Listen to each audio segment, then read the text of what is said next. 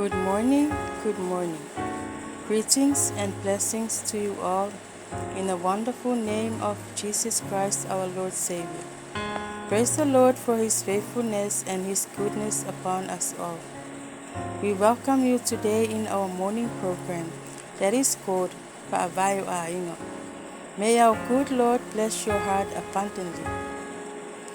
Ile suafa man malolo tātou di whaolo Yesu Keriso, o te mua I whata alofa, ma ofo alofa atuai, I le pa ia iau au na tatofia le atua, o whaafea ngainga tau le langi.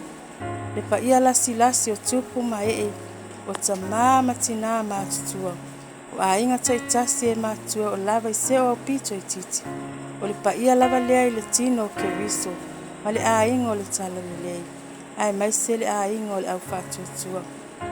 Ta alofa, ta alofa, ta lufa lava. Ta iau manivia, ta iau tutoa. Ta iau manino, ta iau afua ai lau wa maua. Ai se io ta momoli la palapa o malo. Mamua mea I matau tu sa. O le vi inga sili lelo tātou tā pa au o le langa. Awa o lea ua tātou whiloa ai fia I lau fofonga mātango o fia wa tātou ta ulelei. Ai leo wa tātou maupenei. I le fina ngalo alofa o le atua, ma se vai o le tangata.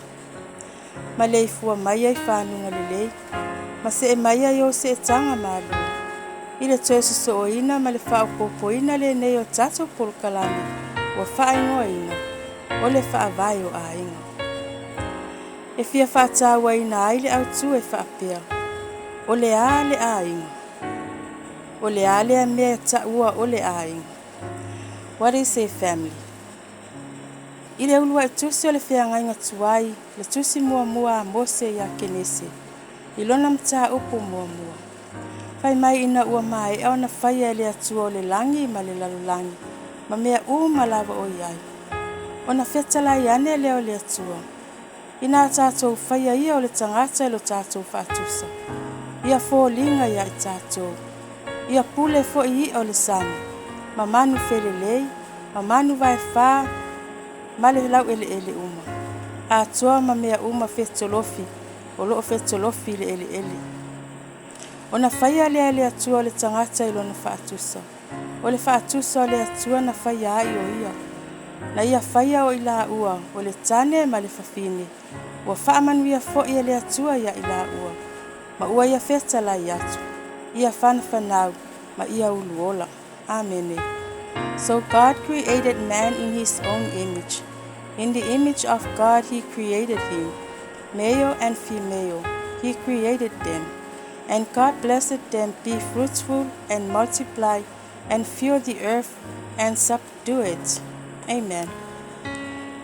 O le ulua tangata lava na whaia le atua I lona whaatusa. Lea tautala ia ile mata upu e lua. O le tusi o kenese I lona whai upu e fitu. Whai mai, o na whaia lea Yehova o le tangata I le fuefu o le ele. Ma ua maa nawa I ona ponga isu, o le maa nawa ola.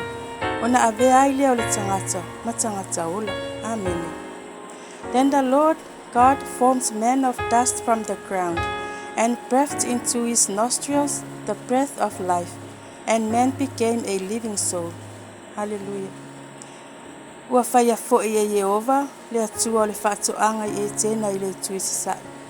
O na ia tuuina lea iai, I lea mea o le tangata, ua ia whaia. Ua whaatupuina fo I le atua o la au uma e mātanga o fia I le vaai. Ele lei fo I pea aina, ma le la au o le ola I totono o le whaatoanga. Ma le la au e loa ai, le lei, ma le leanga. Ua awe fo I le tangata I Yehova le atua matuu ia te ia I le whaatoanga I tēna. E ngā lue ai, ma leo ai le whanua. Ona whetalai atu leo le atua I le tangata I whaapea. O la au uma le whaatoanga e te ai. A o le la au e loa ai le lei ma le leanga. Awa e te ai. Awa o le aso e te ai. E te oti ai lava. Whai mai le whai upo spun ma le vali. O whetalai mai Yehova le atua. E le lei ina to atasi o le tangata. O te whaia sona whesoasoani. E te tau mai ia. Then the Lord God said, It is not good that the man should be alone. I will make him a helper, fit for him. Amen. Ua whaamoenga se ina o a tamu i ova le atua. Pa mai ile ua moe lava. Ona tō ina e leo le tasi o na iwi aso. Mana whaaso o ane ile anu suia. O le iwi aso fo ina tō ina i ova le atua ya a tamu. Wana whai ai le whawhine. Ona au maia le o ia ya a tamu e whai mana awa. Ona whaapea ai leo a tamu. O le iwi lava le nei o ui. Male a ano o ua ano. E ta ua o ia o le whawhine. A wana toi na ato ia ai le tane. Amen. Then the man said, This at last is bone of my bones, and flesh of my flesh. She shall be called woman, because she was taken out of man. Amen. Ua whaingoa ina a tamu le ingoa la nāwa o Eva. A wā o le tina o ia o tangata o la uma. O le winga fo i o le ingoa o Eva. O le ola. O le tala malama lama le tala nei a tamu ma Eva. Ai wo o tue au maia ma tue wha amatala tala ina atu. Ono o le afuanga leo le ulua a inga. I to tono la fionga pa ia le atua. O le tupunga fo i lea o a inga uma. Wo o mai lava i le aso nei. Ma olo o iai o tātou a inga. O le a inga, o le tane ma le whawhine. Ua tuu whaatasia i la ua le sakara meta o le whaipoiponga. Ma whaapa ia ina i luma o le atua. Ma avea ai la ua o le tino e tasi.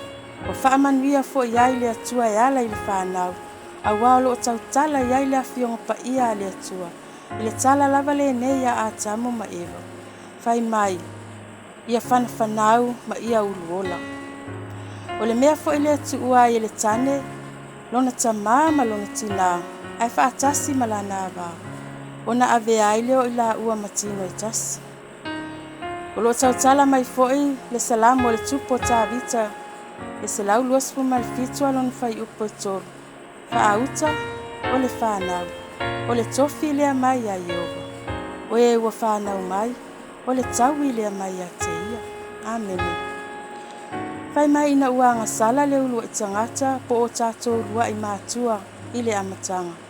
Ina ua la le whaalongo, ma ua la le usiusta i le poloa inga le atua. Na tu ina ia i la ua, pa mai e awane o la ai le la au. E loa ai le lei ma le leanga. O le whaasalanga fo ina whaasala ina ai i la ua i le amatanga. Lea o lo o tātou polonga ai e o mai ona po nei. O e a tamu e te ai ma le afo mata. A le ngalue o e le tamā, po o e le ulo le aina, e le ailo aina. O e Eva whai mai e te whanau au tama ma le tinga. I oe, o lo whanau pea tātou whanau e o mai le taimi nei, ma le tinga i o tātou manau. O le ngata foi o lo manino ma malama, waso solo i lo na manawa. Ma o lo iai foi whai ngā filifilinga, o lo e filifili ai i le lei ma le leanga. Ona o le la au e loa ai le lei ma le leanga. A o lea, na soli e Eva ma atamu, le whaatonunga le atua e awane o la ai ai. Whai mai o le taimi la te ai ai la te oti ai. E la te le i oti la i le tino, ai wa oti i le whaaleanganga. A wafa mai na popula i o la ua mata, wa ua peia i la ua o nisi atua, wa la iloa wa la le labalaba. Wa la iloa foi, wa la soli le poloa inga le atua, wa ana fetala i atu le atua, wa ai ea na fai atu i atu o lua wa lua le labalaba. Wa lua ai ea le la au na o fai atu i awane i lua ai ai, awa foi ne i lua pa ai ne o lua oti. Ioi, manino ma malama lama. Le tala ni nei a atamu ma Eva. Tamā, o oe o le ulu o le ainga. You are the provider and the head of your family. Tina, o oe o le ua o le ainga. You are the helper and the supporter of your family. E le mawhai o na mimilo le ulu pe a le minoi le ua. A wai tatau o na ngā lulu e whaatasi o le ulu ma le ua. O le tamā lea ma le tina. Amen. Tina, tamā, wa mai oe malo ai. Whaamata e fia ni ulo lo mi milo solo e le ua i mea loto i ai. E peyo Eva le ulu wa i tina. O ia le whaapongai o le angsala. awa o ia lena tau solo mua i le leanga, ma le mālaia, ina ua pā ma to i lalo i whao songa ma mai leia le ti Apolo, o le ngata, o Satani lava lea. O oe la maau le tina. Wha mato tau sius tai ma ta wha alongo, i le whetalai mai o le atua e ala ia nā fiong, i ana tū la fono, e taita ina ai o tā ua aini. Wha mato o e usitai ma o usitai, i lautani, ma tā wha alongo ia te ia, awa o ia o le ulu o le aini. Whai mai e wa ia tu fo ilo mana o i lautani, e pule fo i o ia ia te oe, awa o le usitai e sili le ngā o le mambo e poa, ma le wha alongo e sili le le taulanga. Amen. O te toe fia wha amalo si au atu, i le tusi o le wha ata oto. Wha ata oto e lona mata upo tolus fo mai tasi, a o lona whai upo se fulu se e wha umali nei le sona. Whai mai o le a vā mi o le lei, wai ea se wana maua. E sili lona tau i pēnina. Ua wha atua ia te ia le loto o lana tane, whai mai e le mativa o ia i o loa. E anga le lei o ia te ia, ai le anga ia so uma o lona o langa. Wha mai nā te sa ilia fulu maa moe malino, ua ngalue ai o na lima ma le fia. Wha mai e tusa o ia ma le vaa o le whaatau oa, e mamao le mea au mai aia na mea ai. Wha mai e tū lai fo o ia i le au, i le tae au pō lava, ma avatu mea ai i lona aina. Wha mai nā te fusia lona suru ngā titi le mālosi, nā te wha amalosia o na lava lima. Wha mai wai loa e ia ua le leila na tau, e le mate la na la mepa i le pō. Wha mai ua wha amafola o na lima i le ua ti ngā ina, ma ua tu foi o na lima i le ua mativa. Wha mai e le fefe o ia, o na olona a inga i le kiona, a ua ofu lona a inga uma i ofu mumu. Ua whai i e afu mona, o le ia vavae ma le ia pā au li ona ofu ia. Wha mai wai longa lana tane i whai tutoa, pe a sao whai o ia wha atasi ma toia ino le nuku. O le maa losi, ma le mamalu, e whai maona ofu ia, wha mai wa ata fo i o ia i aso lumana. Wha mai wa tautala o ia ma le poto, ua ilona lau whaiva le tūla fono o le alofa. Ua vaava ai o ia i amionga lona aina. Ele ai fo o ia i mea ai ale pai e. Wha mai e tūla i mai lana whanau ma whaafetai a te ia. O lana tane fo i wa vivi i a te ia. Wha mai e toa tele whawhine a mi o lele ia i lato. Wha mai a o oe. Ua whaasili na oe ia i lato uma. O le matango fie e pepelo lea. O le mea whaatau vaa le la lelei. Ai wha mai o le whawhine o matau ia Iova, e vi ia lava o ia. A watu ia te ia le fua o na lima, o anga ngaluenga fo e vi ia ai o ia i whaitito. Amen. Tautua nā maa oelo a inga. Ia tau solo mua o e manuia, e pe ona tautala mai aia fiong pa ia lo tātou tua. Tango oe le ua e mimilo ma whaasanga saolo a inga i le atua. Ia atoa fo ia te oe, ma taitusi e lima o le upu alofa. Awa o le alofa e ufi ai mea uma. Wha mai o le alofa e anga malu, e le losi vale, e ono sa, e wha maoni, e anga le lei, e mata alofa, e loto maua lalo, manau e whaia le ami o tono. Tō anga e tatalo ma ana pongi molo ai. Ma ia avea Yesu ma whaavae papa ma whaavae mausalia o lo aina. Ma ia talia o ia avea maali i ma whaola e nofo tupu tutono lo aina. O na maua elia e tātou le manuia ma le ola e whaavavau ua uma na saunia mai mo e tātou. Ele a whaina ia te au se aina wana o le tina e peio au nei. Pe wana o le tamaa foi o lo tausia ma vaaia a taitai lo na ainga. A wawhai mai o le naolo o iai le atua. E tamaa matina iai lo ainga. O te fiata watu ma whaalotu tele ia te oe. E te mawhaia o te mawhaia, tātou te mawhaia. E peo na whaamalosi o le apostolo Paulo I le Filipi e whai lona whai upa sifu maritolo. Whamai o te mawhaia mea umalawa. Ona o Keriso o ia o whaamalosi mai atia. I can do all things through Christ who strengthened me. Yes, tātou te mawhaia. Awa o Yesu Keriso o ia o whaamalosi mai atia tātou. Se o tātou te tala. Wa mai anei le ngaluenga le tangata whatau wa. Aua tu ina atu le ngaluenga mana alo wanganga pa ia.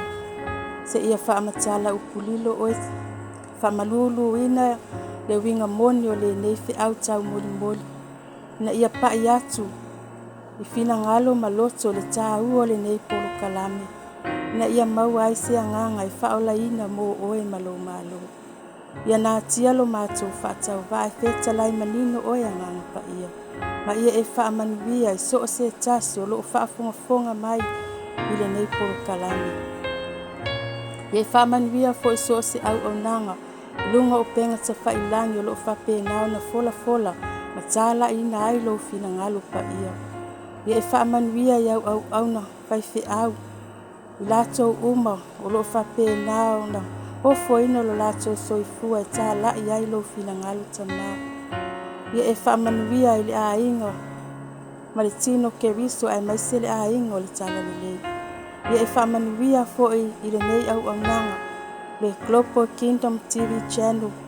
I lau au na le sunga le whaatoni a Pastor Mikaele ma le whaitua i a Sara. Ai maise le nofu alu. Ia e whaamanuia fo i au na uma o e o loo au tō waa mai. O i la tō o loo lango lango sua. E whaalau tele ma tā la i le tala le lei o loo maa lota maa. Ia e fōa i a te i la tō le tō whapa ia. Le whautanga lo loto. Le maa losi o le tino le maa whau e sili le angang. Ma ia whaatu mawina pia lau whaunga mana i lunga i a te i la tō. Ia e wha ngalo so mato whatau waa. Wha ngalo i mato au na angasala. Ona o Yesu Keriso le au le ekalesia. Wahala tuaila mato te talo i le le tai au. Amen ma amen. To God be the glory forever and ever. Amen. Love you all. God bless and shalom. Ia manu teleina le ne yaso i fuafuanga uma malawa singa uma le ne yaso. Ia awali tia mea uma i le mana o le tātou tua. Yesu wafo Yesu. Amen ma amen.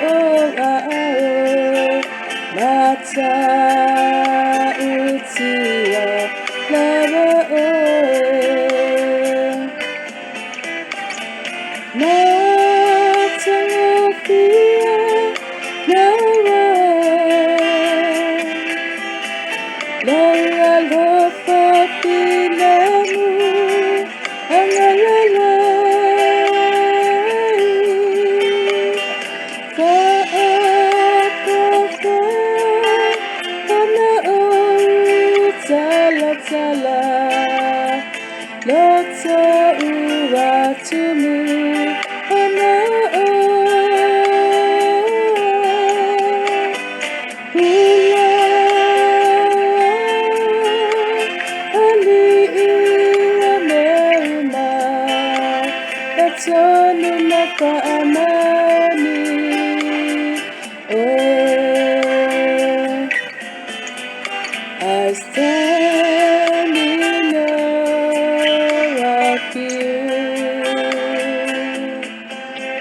I stand in awe of you. I lift my heart in praise to you. I stand in awe of you. I stand in awe of you.